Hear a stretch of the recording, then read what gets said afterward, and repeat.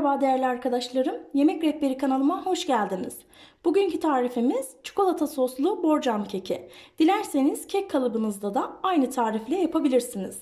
İçerisinde damla çikolataların da olacağı, çikolataya doyacağımız enfes kek tarifimizin yapımına buyurun başlayalım. 2 yumurtamı kaseme ekliyorum. Üzerine 1 su bardağı kadar toz şeker ekliyorum.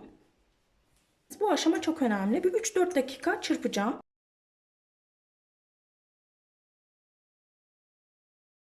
Kıvamı bu şekilde olacak. Kek deyip geçmeyin arkadaşlar. Kabarması, yumurta kokusunun olmaması çok önemli. İpek gibi olması, kek pişince sünger gibi olması. Bunun daha ayrıntılı videosu da Babalar Günü için pasta yapmıştık. Orada var. İzleyebilirsiniz.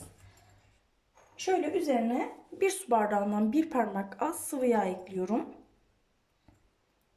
Kek yapımının bütün inceliklerini Babalar Günü pastası videomuzda bulabilirsiniz. 1 su bardağı ılık süt ekliyorum. Yumurtalarım da oda ısısındaydı bu arada. Bu aşamada çok çırpmıyorum. 1-2 dakika çırpıyorum. En önemli püf noktamız yarım limon kabuğu rendesi ve çeyrek limon suyu. Bunu kekinize eklediğinizde hiçbir şekilde yumurta kokusu olmaz. Aksine harika bir aroma bırakır. Şimdi 1,5 bardak un eklemesi yapacağım. Unumuzun üzerine 2 paket kabartma tozu. Bütün toz karışımları eleyerek eklemenizi tavsiye ederim. Böylelikle kekiniz ipek gibi olacaktır dokusu. Ve 1 paket de son olarak vanilya ekliyoruz.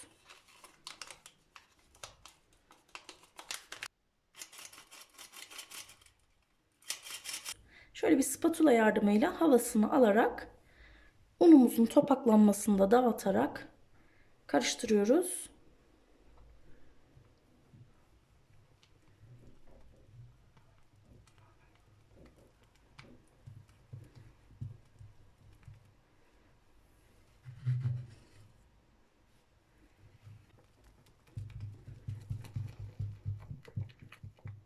Evet, kekimizin son dokunuşu olarak da şöyle yarım su bardağı damla çikolatamı en son içine ekliyorum.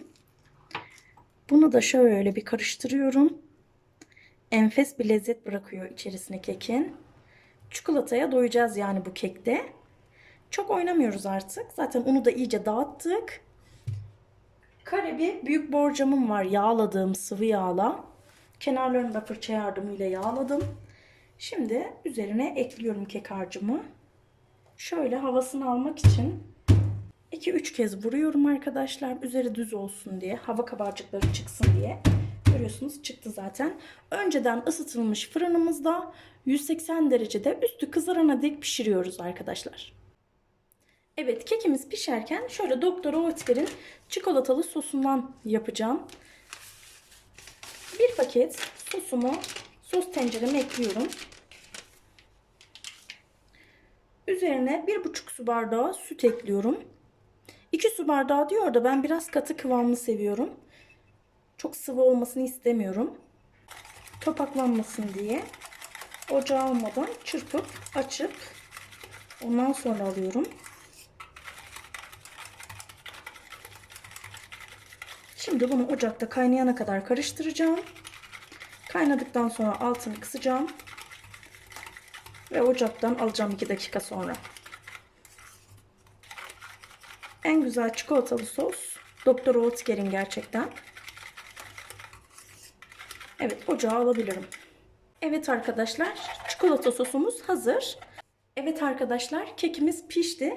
Yaklaşık bir 20 dakikada pişti. Çok güzel kabardı. Bakın, verdiğim püf noktaları sayesinde 2 katına çıktı.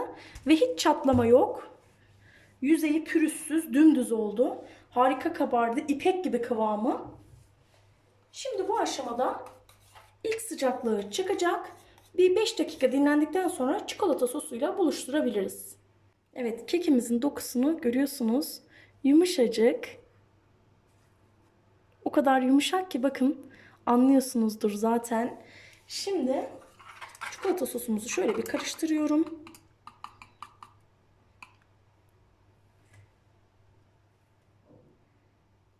kekimin üzerine ekliyorum.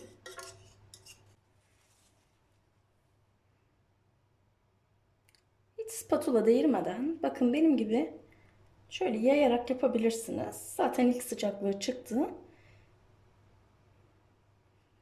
Daha pürüzsüz olacaktır.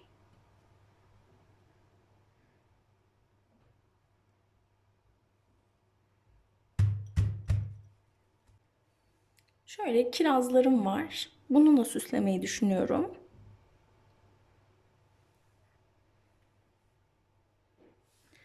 Her dilimine bir tane ekliyorum. Çok yakışıyor. Çilek de, kiraz da, vişne de çikolatalı tatlılara çok yakışıyor. Dilerseniz Antep fıstığıyla, cevizle de süsleyebilirsiniz. Ben biraz da Hindistan cevizi ekleyeceğim.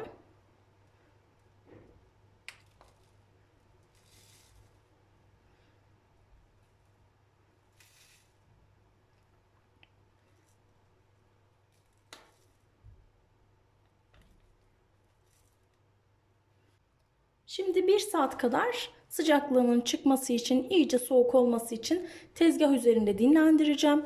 Daha sonra dinlenmesi için buzdolabının altında 5 saat kadar dinlendireceğim. Ondan sonra dilimleyip servis edeceğim. Sizler de evlerinizde bu denli pratik çikolatalı borcam keklerini yapıp yorumlarda benimle paylaşırsanız çok mutlu olurum. Ve hala buraya kadar izleyip kanalıma abone değilseniz, abone olursanız beni çok mutlu edersiniz. Bir sonraki lezzetli tarifimizde görüşmek üzere. Sevgiyle kalın.